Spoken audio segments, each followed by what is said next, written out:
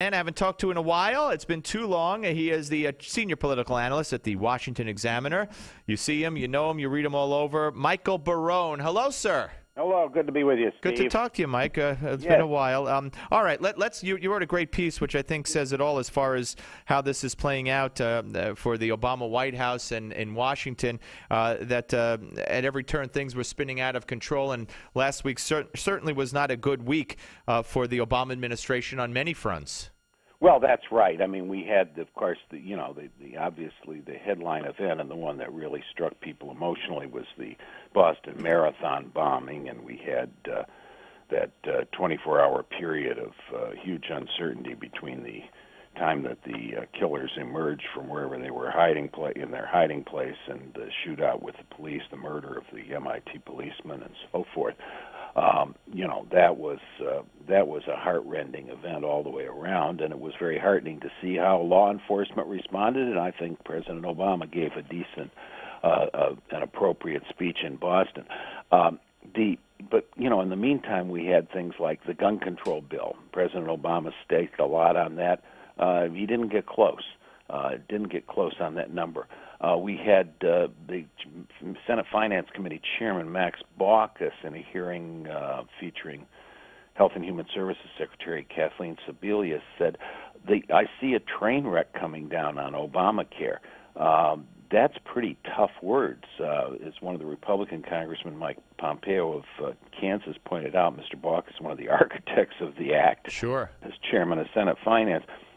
But obviously he and Senator Jay Rockefeller of West Virginia, who's been an advocate of federal health care legislation for a long time, are both saying, gee, this thing just isn't working. This administration is not laying this out right. And it suggests to me that there are both problems in the structure of the act and also in the competence of the administrative process going on that's going to lead to quite possibly, the whole health care system spinning out of control.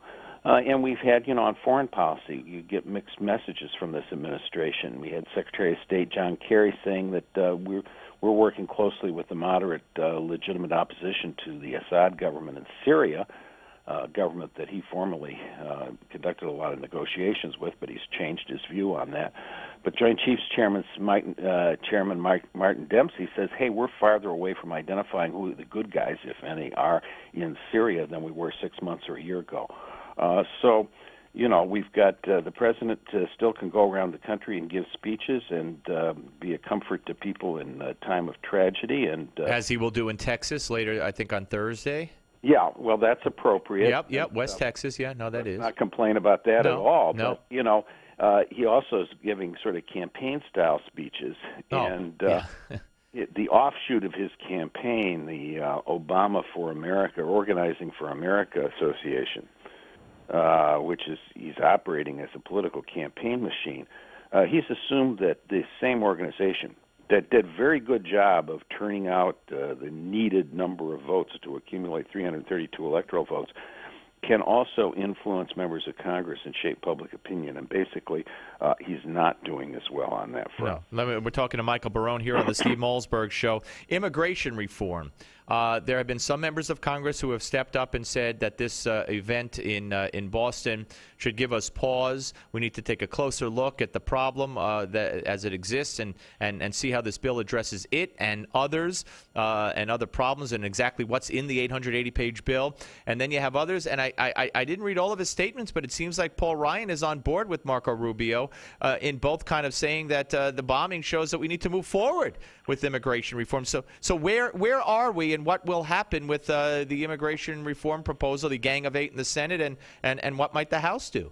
Well, it's still an open question. I think Marco Rubio said, look, we do have to give serious consideration to what this incident in Boston tells us about the immigration program, but we should, proceed with deliberate speed and continue to do now. And one does have to say, there have been several hearings in the Senate Judiciary Committee. They have not gone at this totally without hearings.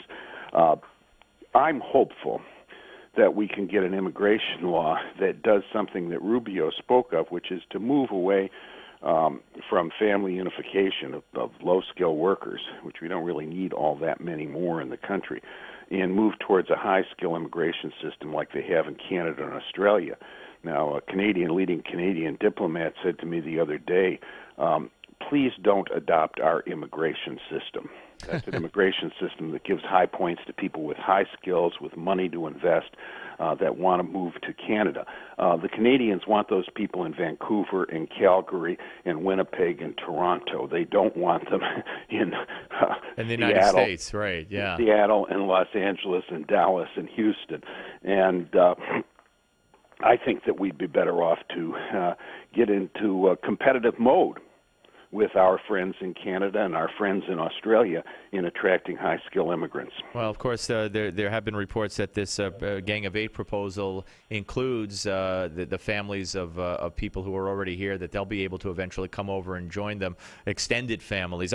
We got about a minute. It's not fair, but are you aware that John Kerry in Turkey made talked about the bombing victims in Boston, and said he now understands how the families of those killed in the flotilla with Israel in 2010, the Gaza flotilla, how they feel because of what happened in Boston. In other words, he was equating Israel killing people who were fighting them and shooting at them, or had aggressors when they came on the ship, and their deaths with the deaths of a kid and others at the Boston Marathon. I think I'm living in bizarro world. Well, I think that was, let's say that wasn't the high point of Secretary Kerry's tenure in office. I think that statement was obviously mistaken, and I hope he'll issue a more appropriate statement. Yeah, that would be nice. Anyway, listen, great to talk to you, Michael. I hope you'll come back, and thank you, sir. Excellent. Bye-bye. Thank you. Bye-bye. Michael Barone, senior political analyst at the Washington Examiner.